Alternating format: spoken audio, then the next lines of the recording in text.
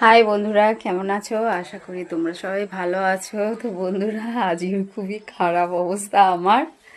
তো কি বলবো, বলার মতন কিছু নেই। বাড়িতে সব একদম এলোমেলো হয়ে আছে। আজকের এত দেরি হয়ে গেছে রান্না করে উঠতে।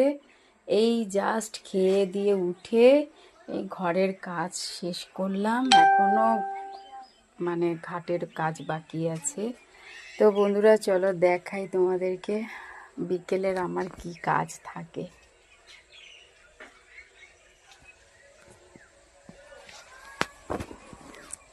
বন্ধুরা, দেখতেই পাচ্ছ, এই দেখো, এগুলো সব দেখো এই পাশে সব ধুয়ে ধায়ে সব ঘর ন্যাতা দিলাম। ঘর ন্যাতা দিয়ে পরিষ্কার করে এইসবে এখনো অবধি আমার বাসন মাজা পরিষ্কার বাকি আছে। হ্যাঁ, কি বলবো, এইসব গ্যাস ট্যাস সব পরিষ্কার করে ঘর ফর নাতা দিয়ে। তো বন্ধুরা, এত কি বলবো, বিকেলবেলায় এত পিঁপড়ে হয়েছিল ঘরের মধ্যে। আমাদের নিচটা মেজে করা নেই, তো দেখতেই পাচ্ছ তোমরা মাটি।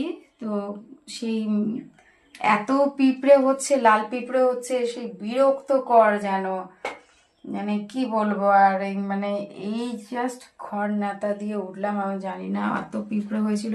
তার মধ্যে রান্না করেছিলাম, তো আমার তো এই জায়গাটা ছোট্ট একটা রান্না করার একটা প্যাসেজ, জাস্ট মানে এইখানটায় রান্না করি। তার মধ্যে এই যে এই জায়গাটার থেকে তেল ছিটকে নিচে পড়ে এই জায়গাটায়, তো তার কারণে পিঁপড়েও চলে আসে।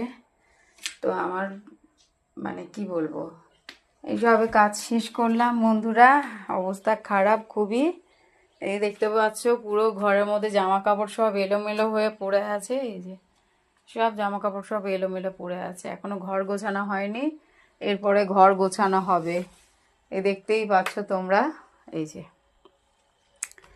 পুরো একদম এরকম অবস্থায়। এই যে দেখো, সবগুলো আমার ছেলে সব এগুলো নিয়ে এসে একদম এরকম করে রেখে দিয়েছে। হ্যাঁ, ওর এরকমই কোমল টোমল সব একদম গুছিয়ে রেখে দিয়েছে। এইখানে নিয়ে এসে এগুলোকে সব ঠিক করব। তো বন্ধুরা, এই ছিল আমার ছোট্ট একটা ব্লগ। তো আমি এই ব্লগটা কি বলবো, এইখানেই আমি শেষ করছি। তো সবাই ভালো থেকো, সুস্থ থেকো। চলো, টাটা।